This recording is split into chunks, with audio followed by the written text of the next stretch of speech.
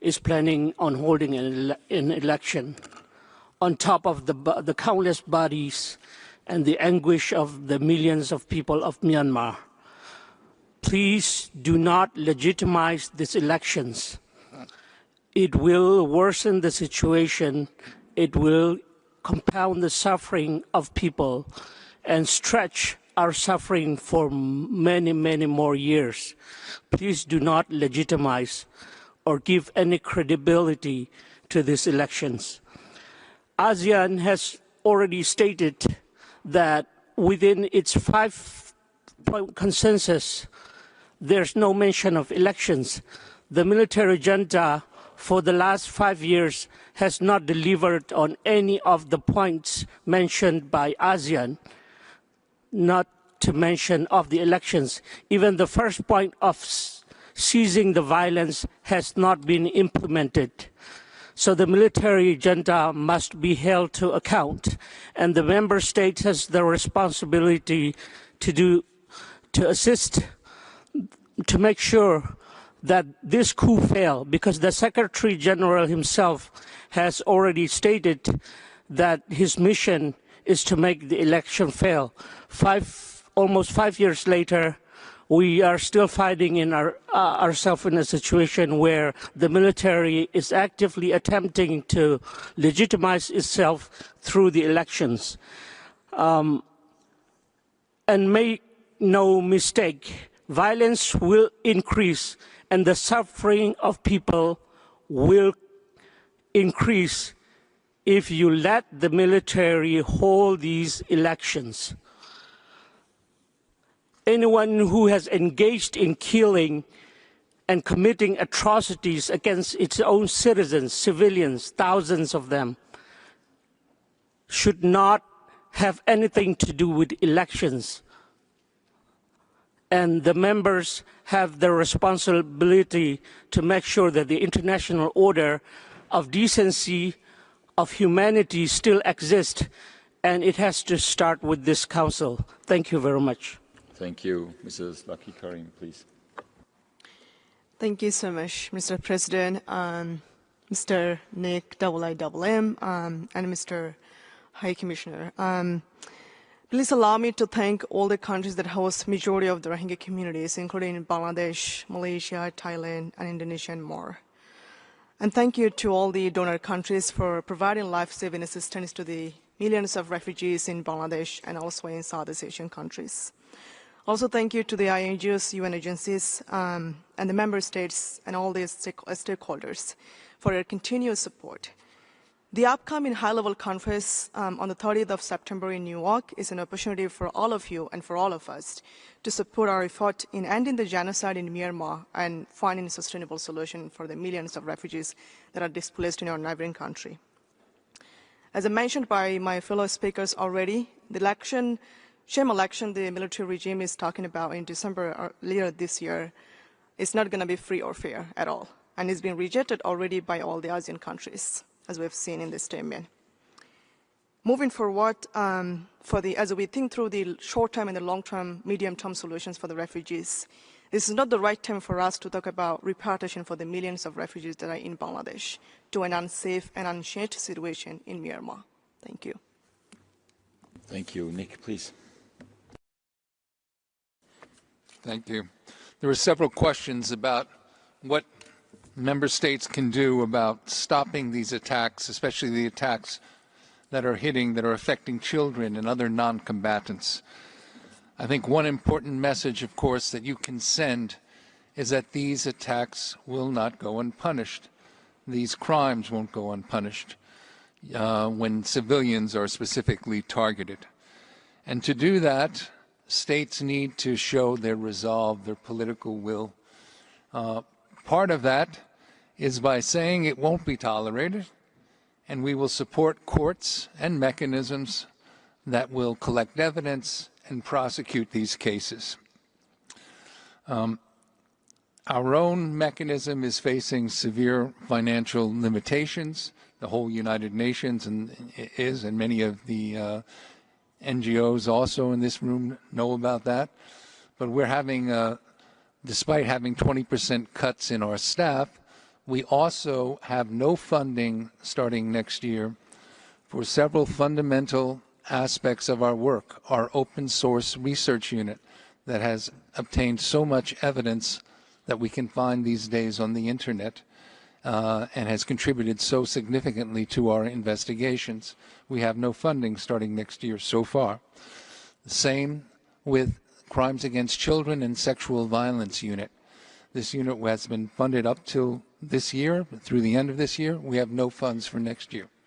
We also don't have any funds to support witness protection measures and measures to provide psychological support to witnesses. We have many brave witnesses who come to us and talk about being detained, being tortured, often being raped in detention. We want to be able to provide some kind of psychological support to these individuals, but that depends upon additional contributions. Also, states can help us by making it clear that they will allow us to conduct activities, our evidence-gathering activities on their territory, and interview witnesses on their territory. This is fundamental to us gathering the evidence. Further, states can help us by helping us protect key witnesses. We're not a police force, and we can't grant anyone a visa or travel document. But often witnesses with key evidence are in very dangerous situations.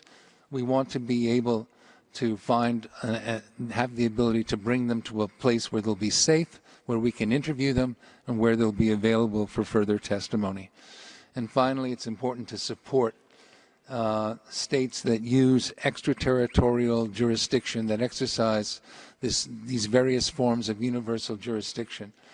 Hopefully one day these cases, these crimes will be judged in Myanmar, and we can share our evidence with Myanmar courts that are committed to real justice, protection of witnesses, and due process. But until that day comes, it's important to have these other jurisdictions to support them, those that can bring some justice to the people of Myanmar. Thank you very much. Thank you much. Monsieur le Commissaire, s'il vous plaît. Merci beaucoup. And also thanks to all of you for the statements that you have made in response to the very rapidly deteriorating situation in Myanmar. Just before I answer some of the questions, let me point out one thing that I have also addressed in my global update. When we talk about sovereignty and internal affairs, let's also look at the Charter again. And the Charter makes it absolutely clear that when it comes to matters of international concern, such as human rights, that this is not in any way an interference in the domestic affairs of a country. In fact, sovereignty comes with responsibility. And if one looks at the data, not only the data that we have presented today, but also the data of when you look at the development of the conflict, when you look at the intensification of the conflict nationwide, if you look at the humanitarian situation with 22 million people in need of humanitarian assistance, with over 15 million are facing acute food insecurity, when you look at the displacement, internal displacement numbers, the refugee outflows that we have seen into Bangladesh and neighboring countries, it is absolutely clear that this is a matter of international concern and not something that is purely relegated to internal affairs. And I think I need to make that point very clear at the beginning. Look, at the elections, let's disentangle what elections, free and fair elections, mean. In a context where you have autocratic military rule, where you have an ongoing internal armed conflict, where half of the political class is arbitrarily detained, where you still have ongoing violence against civilians and civilian inhabited areas, where you have the military purging nearly all political parties who have opposed their coup, declaring the largest parties illegal, where the voter and party registration processes have lacked any compliance with standards of independence, fairness, representative democracy and legitimacy, where villagers have been warning us that they fear the military will deploy units to force villagers to vote. I mean, frankly, can anyone support such elections? Because that will neither realize the legitimate democratic aspirations of the Myanmar people, nor create the conditions for long-term peace, stability and sustainable development. So I agree entirely with the ASEAN chair that elections will not end the violence or resolve the crisis. The only thing that can lead to that is de-escalation and humanitarian access. Elections are not going to be the solution. I welcome also the focus of many of you on the Rohingya issue. We will have the conference on the 30th of September, the high-level conference. I hope it will galvanize action. I hope there will be a stronger commitment and a roadmap for durable solutions and accountability. I mean, it is, of course, worrying that we have seen the suspension of aid programs for Rohingya in Bangladesh in particular. And I also agree with Malaysia that a comprehensive approach is needed. It's not only, the focus cannot only be on voluntary repatriation, because as we know, at the current circumstances, that's not possible because the conditions are not there. But we need more legal status, we need more integration of Rohingya, we need resettlement, we need all kinds of other avenues. And in any case, we cannot allow international law to be violated through pushbacks or instances of refoulement. I also want to, and that's the last point out that this is an interesting example of strong collaboration within the human rights ecosystem. So each component of the response to Myanmar plays its part. My office, as you know, based in Bangkok, which continues to monitor and provide credible, verified and authoritative information so that we can report back to you, to the Human Rights Council on the situation and provide the early warnings, the independent international mechanism for Myanmar, with the evidence collection, which is incredibly important, the special rapporteur in his advocacy and reports, and the cases that are currently before the ICC and the ICJ. All of this plays its part, but we need absolutely clear member state action on the many recommendations that all of us have provided, including the Security Council, in order to see a sea change in Myanmar. Again, thank you very much. Merci beaucoup. Ceci nous amène à la fin de ce dialogue interactif renforcé. Je tiens à remercier tous les intervenants pour leur participation et leur présentation. Nous ferons une courte pause avant d'entamer le dialogue interactif sur le Sri Lanka. Merci.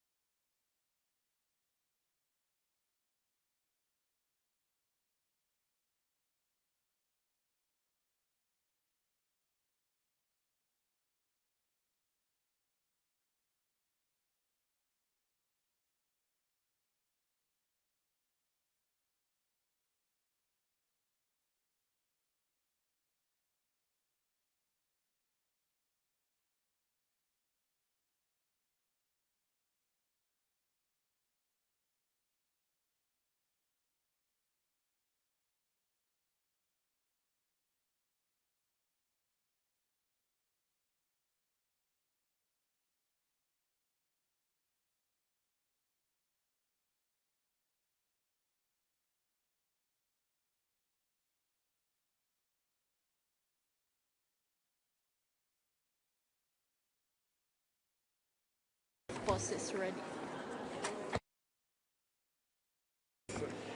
Excellences, distingués collègues,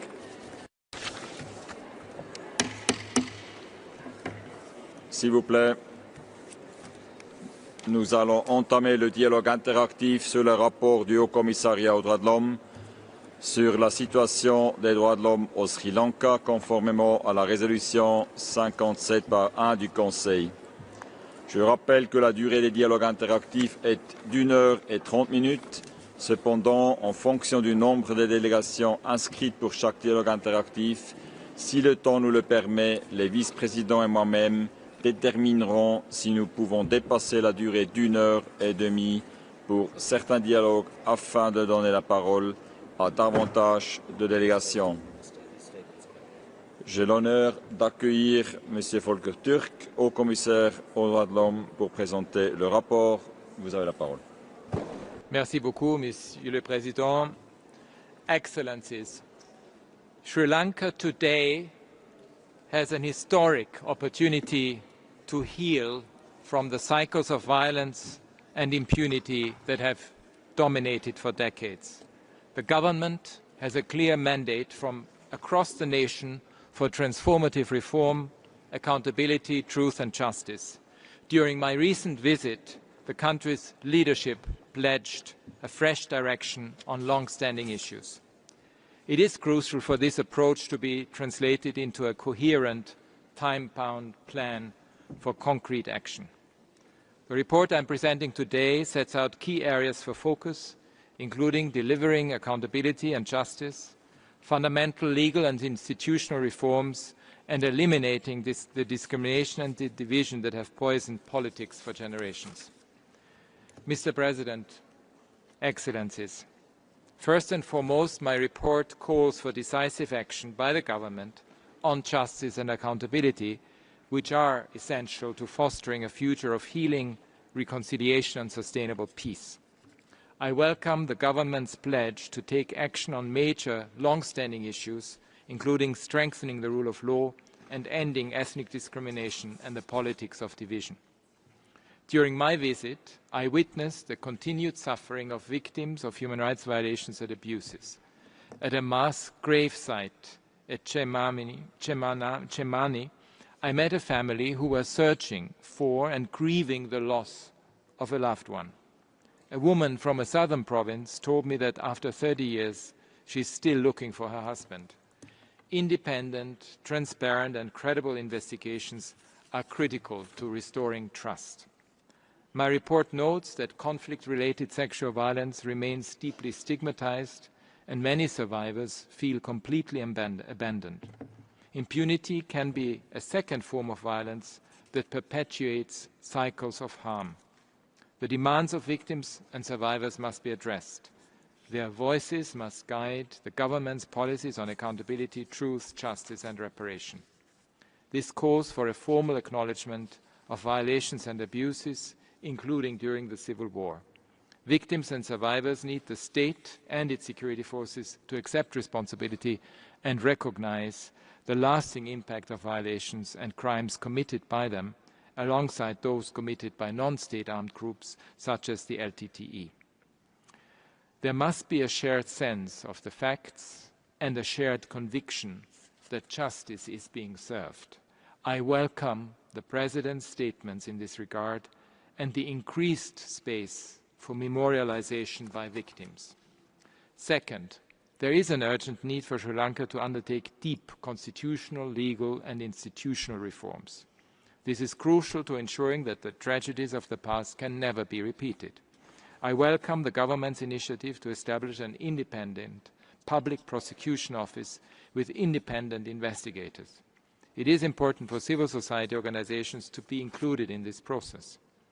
My report recommends setting up a dedicated judicial mechanism with an independent special counsel to look into violations of international human rights and humanitarian law over previous decades.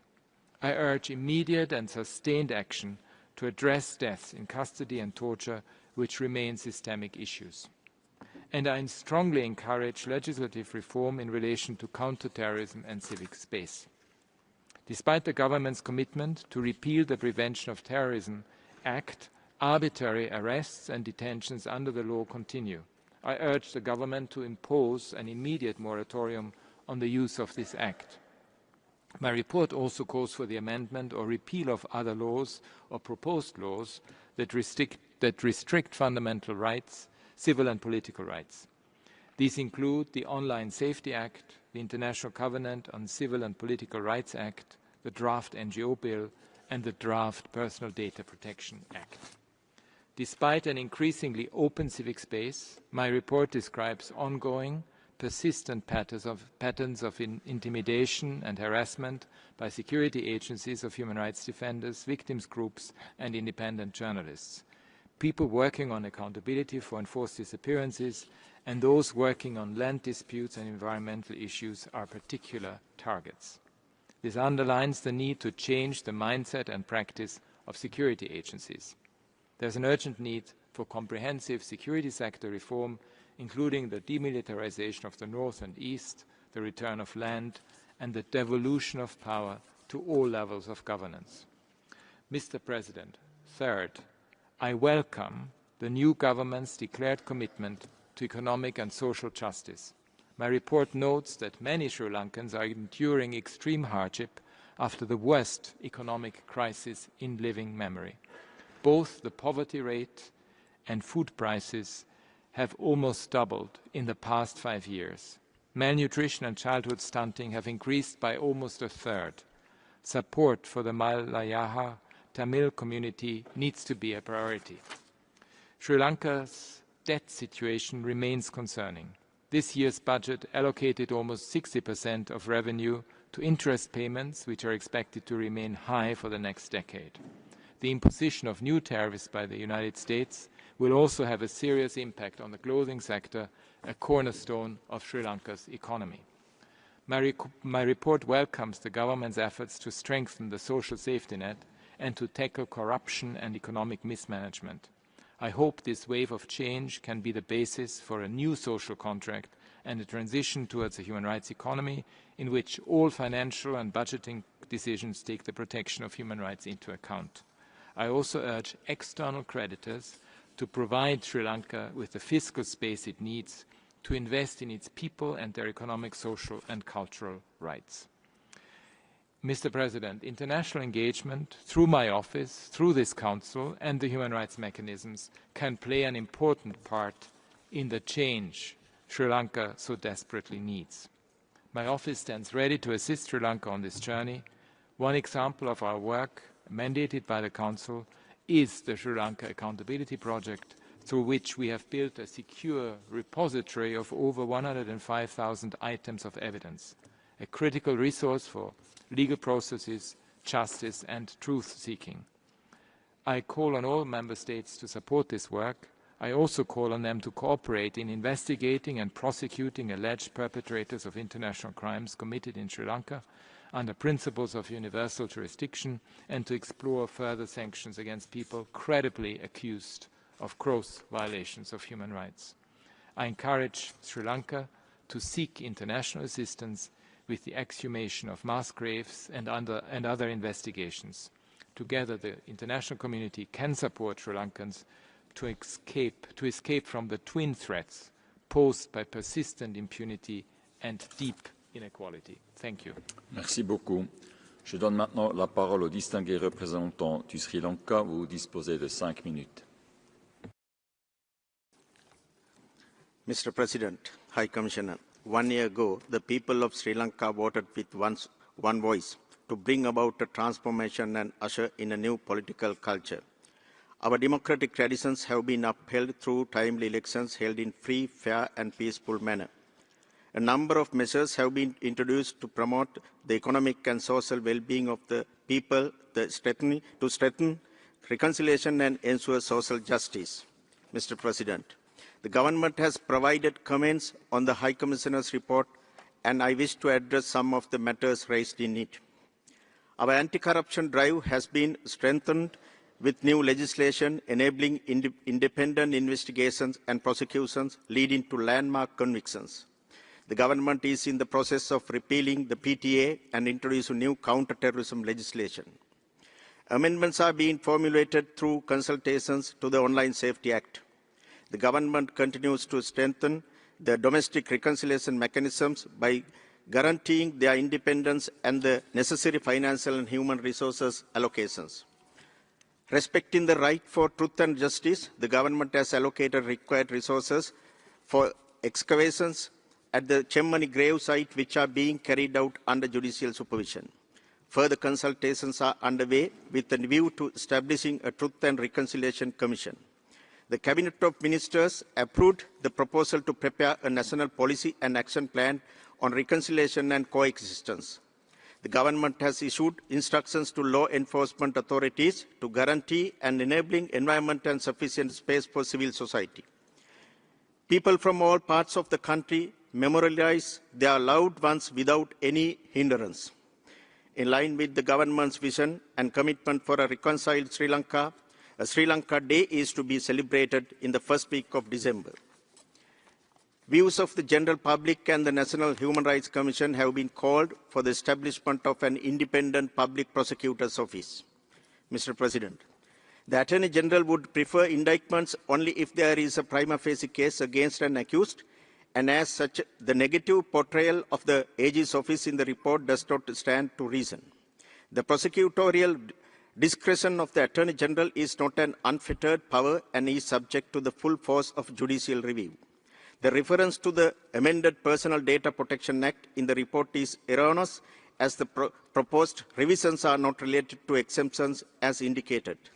The government is committed to advancing accountability through credible domestic processes. Recent decisions by the Sri Lankan courts demonstrate the independence of the Sri Lankan judiciary. The government has afforded full independence to the police, and investigations have been resumed into many long-standing cases, including the Easter Sunday attacks and attacks against journalists. A large majority of lands have been released. Adequate compensation is paid to rightful owners where release is not possible.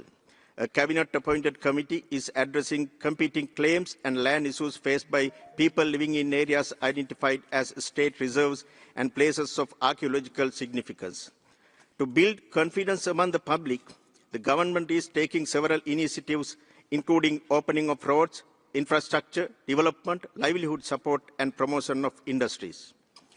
Legislation is being formulated to increase wages in the plantation sector, while over 5,000 houses are to be handed over shortly.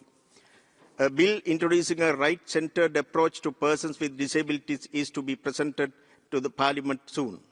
Sri Lanka has continued to engage constructively with this Council, OHCHR, as well as with the regular human rights mechanisms. Mr. President, developments within less than a year clearly demonstrate our genuine commitment and determination to protect and promote the rights and well-being of all Sri Lankans through our domestic processes. Therefore, the government is opposed to any external mechanism imposed on us, such as the Sri Lanka Accountability Project, which serves to create divisions and complicate the national reconciliation process underway in Sri Lanka. We are committed to working towards a country that respects and celebrates the diversity of its people in line with our domestic legal framework. The government will continue to work in close cooperation with the international community through capacity building and technical assistance in mutually agreed areas to further strengthen these efforts. We urge this Council to take note of the progress made within a short period.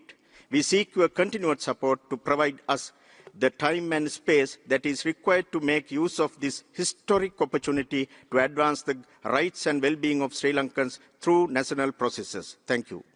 Merci. J'invite à présent les délégations intéressées à poser des questions au rapporteur spécial et à formuler des commentaires sur les déclarations. Le temps de parole est limité à 1 minute et 30 secondes pour chaque intervention. Il nous reste le temps pour 3 interventions ce matin. Et je donne la parole au distingué représentant du Koweït au nom du GCC. السيد الرئيس، أخذت دول مجلس التعاون علما بتقرير المفوض السامي لحقوق الإنسان حول حالة حقوق الإنسان في سريلانكا. السيد الرئيس، تتابع دول مجلس التعاون باهتمام التطورات الأخيرة في سريلانكا، ولا سيما تشكيل الحكومة الجديدة وما أبدته من تعهدات إصلاحية والتزامها بتعزيز الشفافية والحكم الرشيد، كما تثمن الجهود المبذولة في التخفيف من حدة الأزمة الاقتصادية وتعزيز الأمن الغذائي وتوسيع شبكات الحماية الاجتماعية وتقديم الدعم للأسر الفقيرة. كما ترحب دول المجلس بتفاعل الحكومة السريلانكية مع آليات حقوق الإنسان الدولية.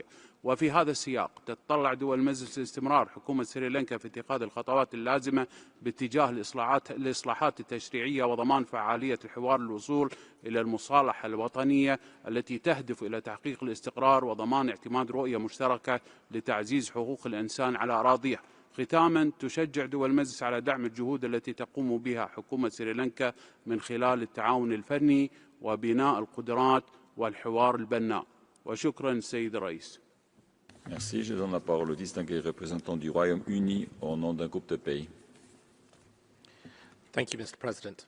This statement is on behalf of the Sri Lanka Core Group comprising Canada, Malawi, Montenegro, North Macedonia and the United Kingdom.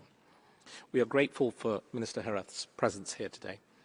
High Commissioner, Thank you for your report and recent country visit, which underscored both enduring challenges and opportunities for reform. Your office has previously documented gross human rights violations and abuses, including unlawful killings, enforced disappearances, sexual and gender-based violence, and arbitrary detentions. As you noted, Sri Lanka has an opportunity to break from its past and heal deep scars that continue to impact victims, survivors, and their families. We welcome the government's decision to abolish the Prevention of Terrorism Act. We urge the government to turn its commitments into meaningful actions on human rights, accountability, reconciliation, good governance, and constitutional reform. Addressing long-standing impunity is essential to build trust among victims and survivors in domestic judicial processes. We fully support independent and effective public prosecutorial body. It is crucial that investigations at mass grave sites are carried out in line with international standards and that journalists, human rights defenders and civil society organisations can operate freely and safely. We remain willing to work constructively with Sri Lanka. Thank you. Merci. Je donne la parole au distingué représentant de l'Union européenne. Monsieur le Président, the European Union welcomes the OHCHR's report on the human rights situation in Sri Lanka. High Commissioner, as you said after your visit, the country's new government has a historic opportunity to break from the past. We welcome that its leadership pledges a fresh direction, including delivering justice for victims, restoring the rule of law, and eliminating discrimination. It now needs a comprehensive roadmap to translate this commitment into results. The European Union supports this call, reflected in the present report. The European Union recalls the increasing need for transitional justice. We acknowledge the government's efforts, including the initiative to establish an independent public prosecution office. However, we remain concerned over the lack of significant progress on accountability and justice for the victims, especially with respect to the many cases of dead and still missing persons. This situation needs to be addressed urgently and with decisive commitment. Accountability is central to the rule of law and for guarantees of non-repetition. The European Union monitors the human rights situation and remains concerned about the continued use of the Prevention of Terrorism Act, while recognizing ongoing steps forward repealing this legislation. We recall the importance of legal and institutional reforms, as well as the need to bring new legislation fully in line with international human rights obligations. The European Union stands ready to support Sri Lanka in implementing transformative reforms and strengthening the protection of human rights, welcoming its continued cooperation with the United Nations human rights system. Thank you. Merci. La liste des orateurs est maintenant close. Excellences, distingués collègues, ceci nous amène à la fin de cette séance. Nous nous retrouvons cet après-midi à 15 h afin de continuer le dialogue interactif sur la situation des droits de l'homme au Sri Lanka, puis entamer le dialogue interactif renforcé sur la situation des droits de l'homme en Afghanistan, suivi du dialogue interactif avec la Commission d'établissement des faits pour le Soudan. Avant de clore cette séance, j'aimerais vous permettre une petite remarque. Vous avez probablement remarqué qu'on n'est plus dans la salle habituelle du Conseil, qu'on a bougé dans une autre. J'aimerais profiter de remercier sincèrement tous les collègues du secrétariat, de l'Haut-Commissariat de ONU Genève, les techniciens, tout le monde qui a aidé à cette fluide transition d'une salle à l'autre. Ça vous paraît peut-être automatique, je peux vous rassurer, il y avait l'un ou l'autre défi.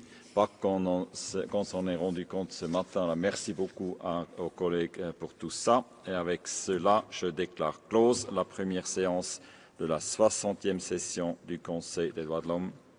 Merci et bon appétit.